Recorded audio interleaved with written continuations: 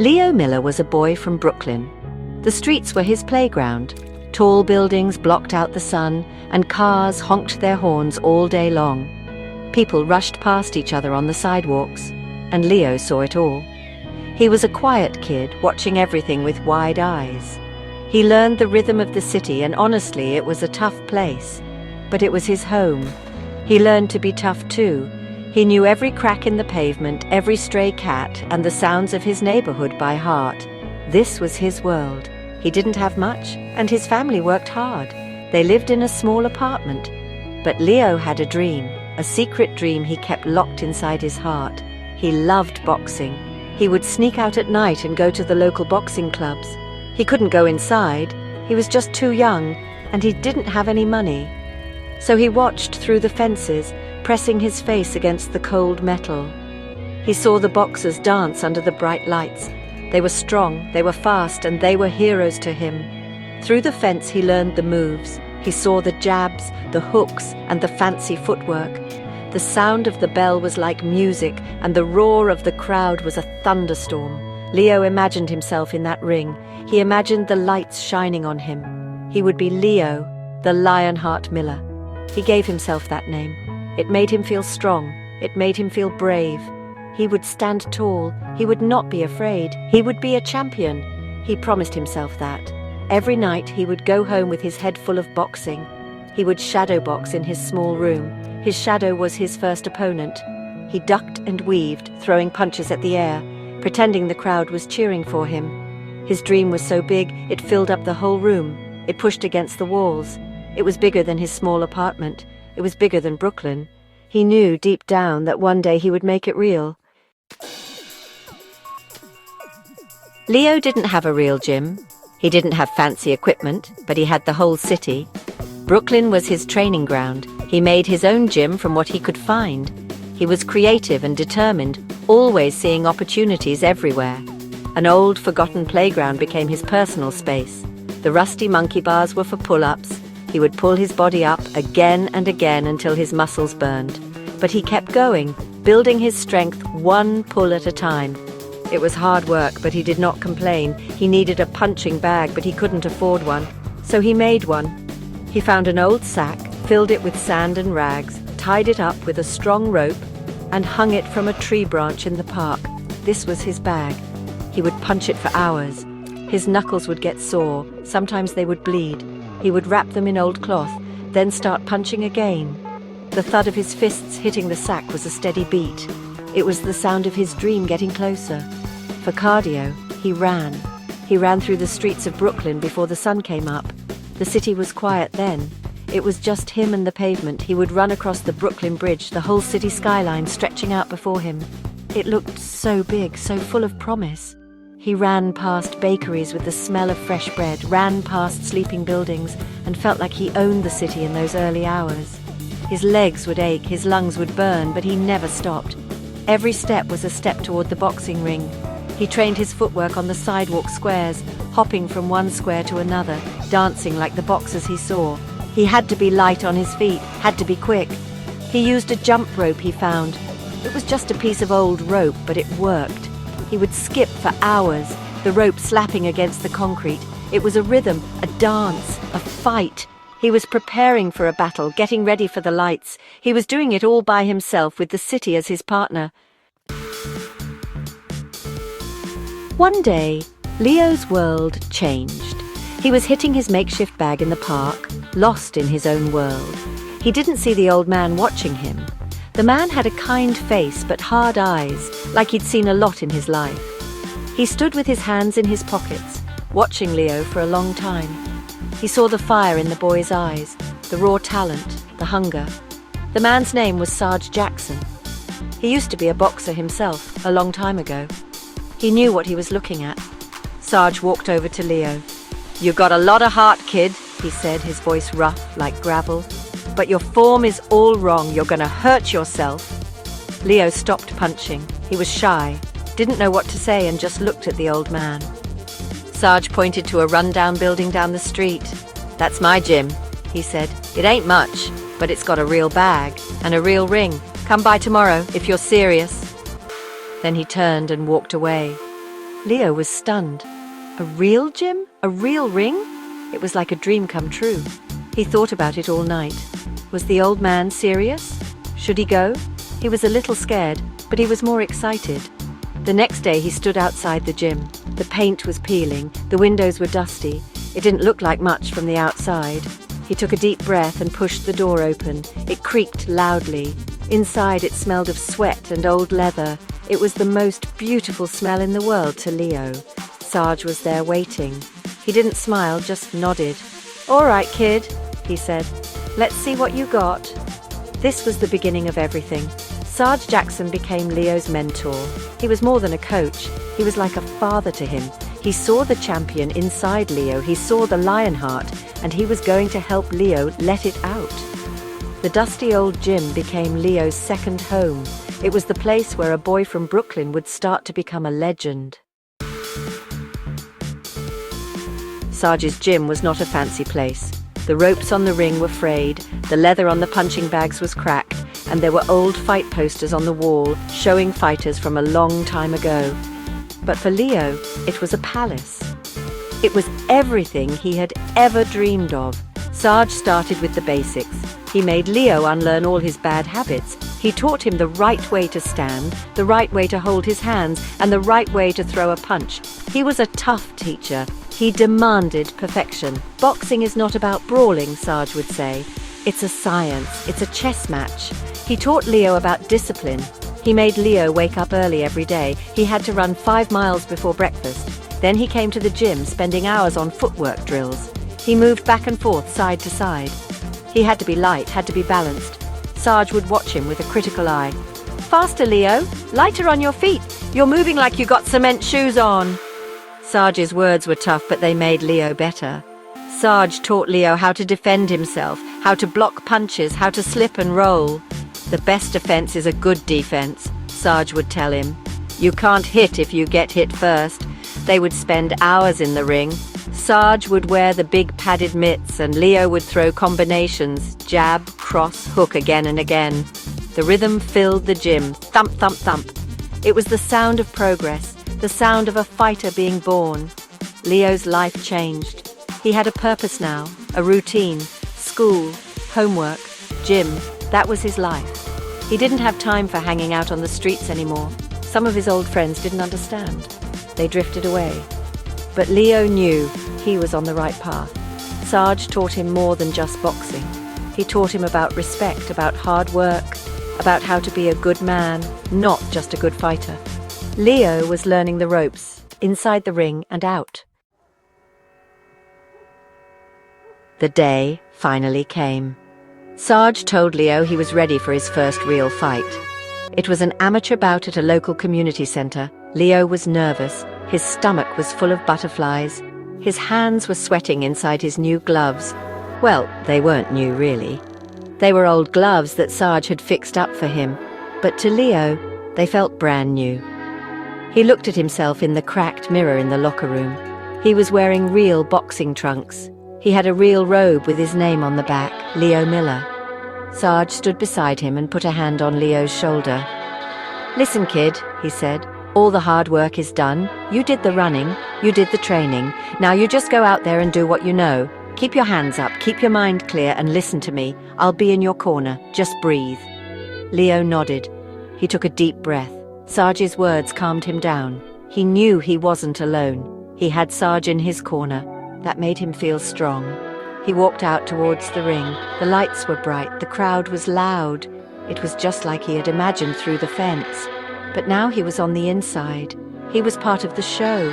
He climbed through the ropes. The canvas felt soft under his feet. He looked across the ring at his opponent. The other boy looked bigger. He looked meaner. For a second, fear gripped Leo, but then he looked over at his corner. He saw Sarge. Sarge gave him a small nod. Leo knew what he had to do. The bell rang. It was loud and clear. The fight started. The first round was a blur. Punches flew. Leo moved. He blocked. He remembered his training. He listened to Sarge's voice cutting through the noise. "Stick and move, Leo. Use the jab." He started to find his rhythm. He was a boxer. He was a fighter. He was no longer the little boy watching through the fence. He was inside the ropes. He was under the lights. This was his world now, and he was ready to fight for it. Leo started to win. He fought in small gyms all over the city. He fought in community centers and old halls. With every fight, his confidence grew. He was no longer just Leo Miller from Brooklyn. He was becoming Leo the Lionheart. The name fit him. He fought with incredible courage. He never gave up, even when he was tired. Even when he was hurt. He would dig deep and find more strength. The crowd started to notice him. They liked his style, they liked his heart. His reputation grew. People would come to watch him fight. They knew they would see a good show. Leo wasn't just a puncher, he was a smart boxer. Sarge had taught him well. He knew how to read his opponents. He knew when to attack and when to defend. He moved with grace and power. His jab was fast like a snake's tongue. His hook was powerful. He put everything he had into his training. He knew that every drop of sweat in the gym would pay off in the ring.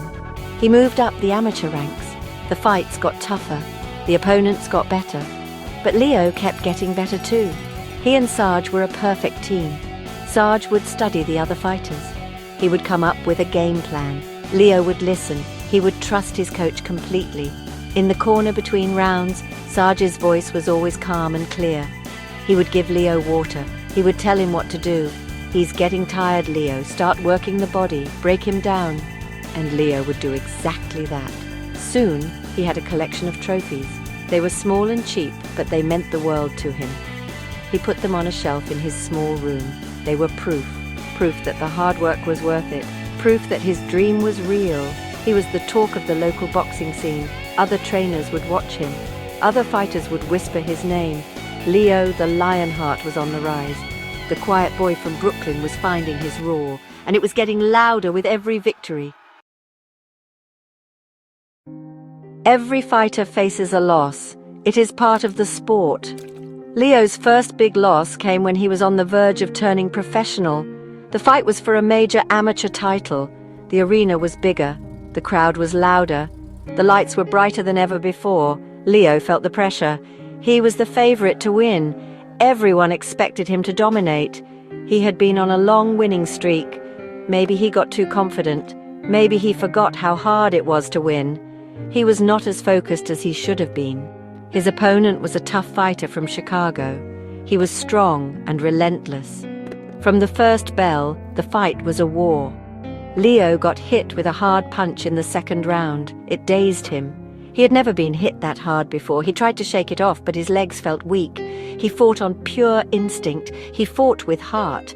But his technique was gone. He was just brawling. Sarge was yelling from the corner, but Leo couldn't seem to hear him clearly. The noise of the crowd was overwhelming. In the sixth round, it happened. He got caught with a perfect right hook.